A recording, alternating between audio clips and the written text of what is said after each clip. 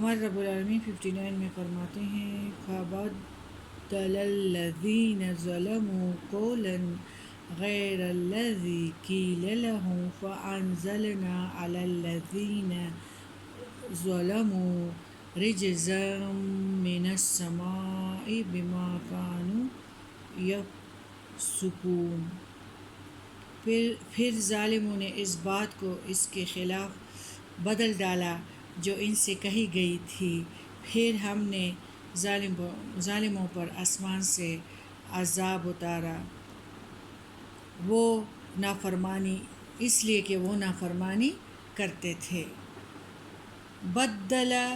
بدل ڈالا یعنی جن الفاظ کو ادا کرنے کی انہیں ہدایت دی گئی تھی انہیں بدل کر انہوں نے دوسرے الفاظ اختیار کیے۔ ہمارے بھی بدعت نعتوں میں بھی آ گئے ہیں اور بہت کر جاتے ہیں نا، تو یہ کام نہیں کرنا چاہیے جس کا اللہ نے حکم دیا ہے۔ ہمارے پیارے نبی نے کبھی بھی یہ نہیں کہا ہے کہ میری عبادت کرو۔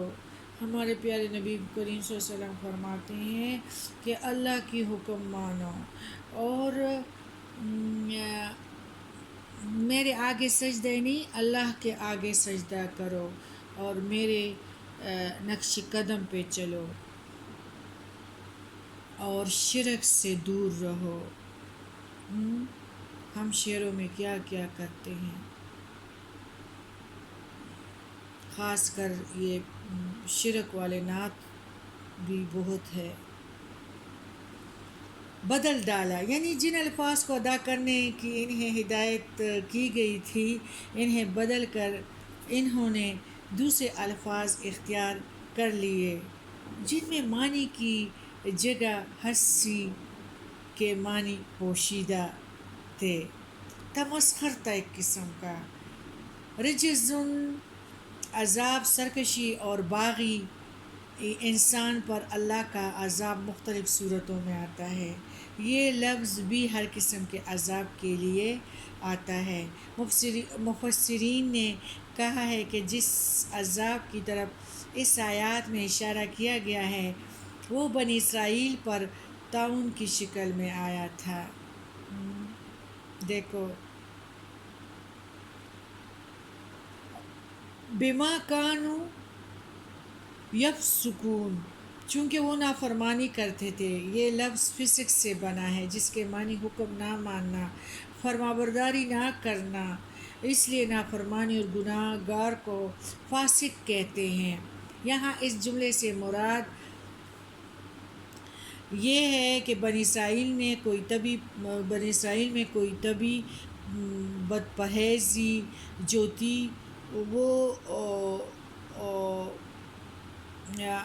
ان لوگوں نے بدپرہیزی جو کی تھی جس سے ان پر یہ وبا پھوٹ پڑی، بلکہ انہوں نے یعنی ان لوگوں نے اس طرح کی کوئی بھی بدپرہیزی نہیں کی ہوئی تھی جس طرح ہمارے ہاں ڈینگی اور کرونا اور کیا کیا ایک سیزن ہے تقریباً 4 سال سے جو اس سے ہم گزر رہے ہیں، تو ان لوگوں نے بھی کوئی بدپرہیزی نہیں کی تھی جس سے ان پر یہ وبا پھوٹ پڑی، بلکہ انہوں نے اللہ کے احکام کی مسلسل نافرمانی کی اور اس کے نتیجے میں انہیں یہ سزا ملی۔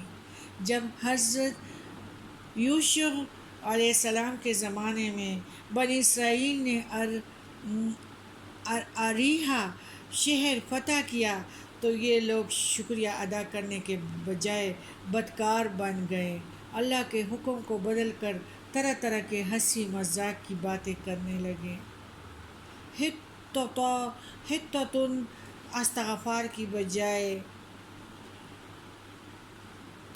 اب ان لوگوں نے شعر شروع کیے،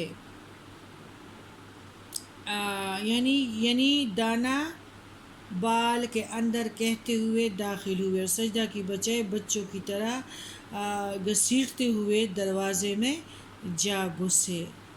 اس نافرمانی کی سزا میں ان پر یہ عذاب نازل ہوا، طاعون کی بیماری پھوٹ پڑی اور نتیجہ کیا ہوا کہ تقریباً 70,000 اسرائیلی اللہ کے اس قہر کا شکار ہوئے۔ اللہ بنی اسرائیل کو اپنے یہ تمام احسانات اس لیے یاد دلا رہا ہے کہ وہ یاد کرے اور شکر گزار ہو کر سیدھی راہ کی طرف گامزن ہو جائے۔